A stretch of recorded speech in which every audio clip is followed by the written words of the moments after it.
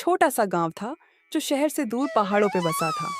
उसी गांव के बाजार के बीचों बीच एक घर था जिसमें रहता था श्याम।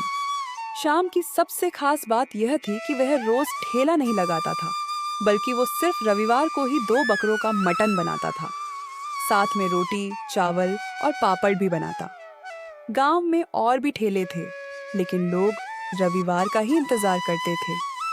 रविवार के दिन सुबह शाम शाम के घर के बाहर मटन खाने भीड़ जमा हो जाती। रविवार के दिन शाम सुबह जल्दी उठकर मटन लेने बाजार पहुंच गया। बाजार के मटन वाले ने हंसते हुए कहा, श्याम, आज फिर 2 बकरों का मटन ले जा रहे हो? लगता है लोग घर में मटन नहीं बनाते, सप्ताह भर इंतजार करते हैं तुम्हारे बनाए हुए मटन का। श्याम ने मुस्कुरा के जवाब दिया, अरे भाई, आज रविवार है, लोगों को शाम के हाथ का मटन खाने को मिलेगा। आज लोगों का मन भी भर जाएगा और पेट भी भाई। श्याम मटन लेकर घर आता है। घर आते ही उसने देखा कि उसके घर के आगे भीड़ जमा है। अरे भाई, इतनी भीड़ क्या बात है? क्या श्याम भाई, आज रविवार है, तुम्हारे हाथ का मटन खाने आए हैं। जल्दी से बनाओ, पेट में कौवे कव कव कर रहा है। हाँ भाई, बनाता हूँ। मटन बनाने में 2 से 3 घंटे लगते हैं। इतना कहकर श्याम घर में आता है और मटन बनाने की तैयारी करने की सामग्री लेकर बैठ जाता है। मटन, इलायची, खड़े मसाले, घी, तेल, दही, पुदीना इत्यादि वस्तुएं लेकर वह मटन बनाने लगता है। कुछ ही देर में मटन पकने लगता है और पूरे घर और आंगन में मटन की खुशबू फैल जाती है। बाहर खड़े लोग खुशबू सूंघ कर ही उनकी आंखें चमक उठी। लोग आपस में बात करने लगते हैं, अरे भाई, श्याम अपने मटन में ऐसा क्या डालता है कि उसके बनाए हुए मटन इतना स्वादिष्ट और लजीज लगता है। कुछ ही देर में श्याम मटन का बड़ा बर्तन लेकर आता है और लोगों को परोसने लगता है। गर्मा गर्म मटन, चावल, नींबू, सलाद और पापड़। देखते ही लोगों की भीड़ जमा हो जाती है। कोई खेत से आता है तो कोई काम पर जाते समय आता है। श्याम बड़े ही प्यार से खाना परोसता। सभी लोग खाना खाने बैठे। एक निवाला खाते ही उनकी आंखें चमक उठी।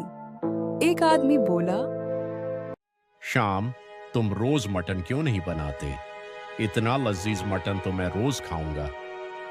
श्याम हंसते हुए बोला, भाई, यही तो मेरे मटन का राज है।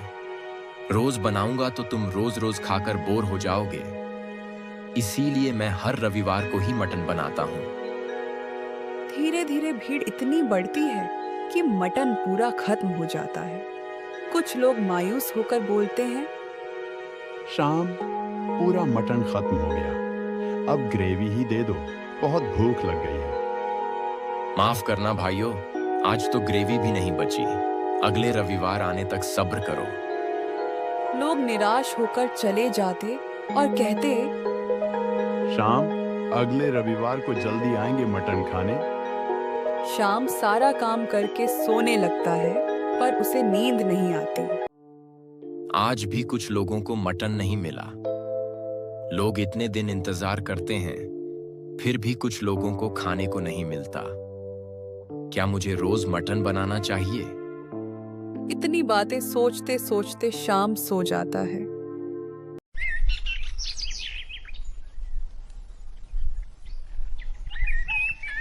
अगले दिन शाम चलते चलते एक पेड़ के नीचे बैठ जाता है। लोग आते जाते शाम से बात करके चले जाते। शाम बड़ा मायूस था। वह कल की रात की बात अपने दिमाग में सोच रहा था। तभी एक लड़का आता है। श्याम भाई, मेरे साथ चलिए, मैं भी चिकन करी बनाता हूँ। मैं चाहता हूँ कि आप मेरे हाथ का चिकन खाकर बताइए क्या कमी है करी में। श्याम मुस्कुराया और बोला, चलो यहाँ बैठकर। मेरे दिमाग में बातें चल रही हैं। इसी बहाने वो बातें भी निकल जाएंगी और चिकन भी चखने को मिलेगा। दोनों लड़के के ठेले पर पहुंचे। लड़के ने जल्दी से गर्मा गर्म चिकन श्याम को परोसा। श्याम ने पहला निवाला लिया, थोड़ी चबाया और बोला, देखो भाई, तुम्हारा चिकन अच्छा है, लेकिन इसमें उतना अच्छा स्वाद नहीं है। लड़का हैरान हो जाता है और बोलता है, श्याम भाई, मैं ताजा चिकन और मसाले डालता हूँ। बात चिकन और मसालों की नहीं है। तुम चिकन कैसे बनाते हो? बारीक किए हुए प्याज, उसमें मसाले डालकर चिकन डाल देता हूँ। आधे घंटे में चिकन करी तैयार। श्याम मुस्कुराया और बोला, इस वजह से तुम्हारा चिकन में वह बात नहीं है। सुनो, सबसे पहले चिकन को अच्छी तरह धोना है। उसमें लाल मिर्च पाउडर, हल्दी, नमक, मसाले और नींबू डालकर मैरिनेट करना है और आधे घंटे बाद उसे धीमी आंच पर पकाना है। फिर देखो, लोग उंगलियां चाटेंगे। श्याम हंसते हुए वहां से चला जाता है। रास्ते में उसके दोस्त राजू के घर पहुंचा और हंसते हुए बोला, क्या भाई, क्या चल रहा है? बहुत दिनों से मिलने नहीं आया, तो मैं ही चला आया। हाँ भाई, काम इतने हैं कि टाइम ही नहीं मिलता और शरीर में जान भी नहीं रहती। तो भाई, कभी आ जाना घर पर मटन खाने। मटन खाकर तुम्हारे शरीर में जान आएगी। वैसे मटन शरीर की हड्डी के लिए फायदेमंद होता है। हाँ भाई, एक दिन जरूर आऊंगा। काफी देर बातें करने के बाद श्याम अपने घर लौटा।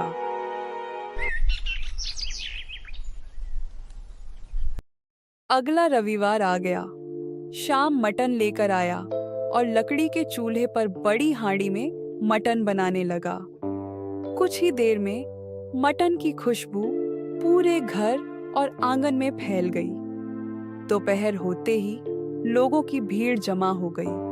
खाना परोसा गया। एक आदमी खाते ही बोला, अरे भाई, आज मटन बहुत अच्छा और ज्यादा है। रोज 2-3 पीस कम होते थे।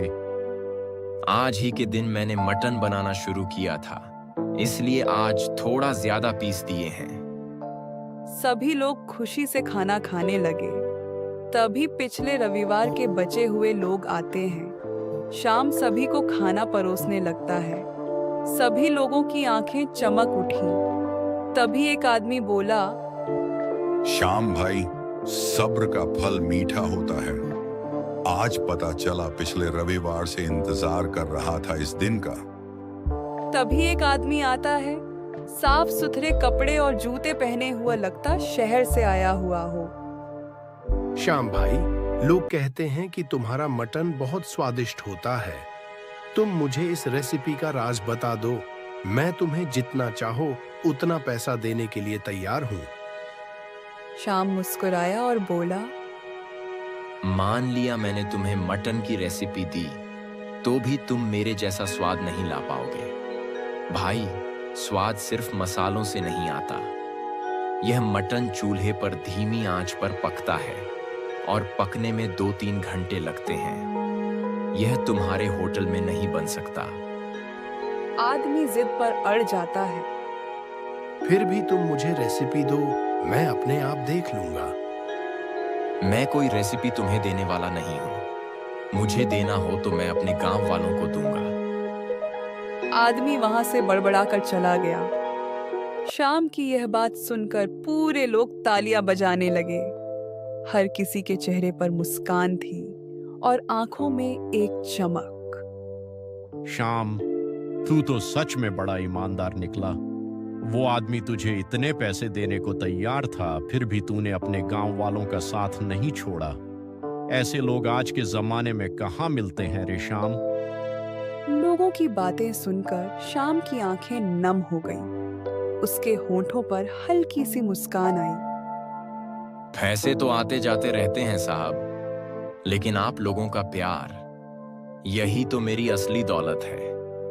अगर आपके जैसे लोग मेरे साथ हैं, तो मेरे हाथों से बना हर निवाला खुदा की नेमत बन जाता है। गांव वाले वाह शाम वाह कहते हुए जोर जोर से ताली बजाने लगे। उस दिन के बाद से शाम का ठेला सिर्फ मटन के लिए नहीं, बल्कि ईमानदारी और दिल से बने खाने की मिसाल बन गया।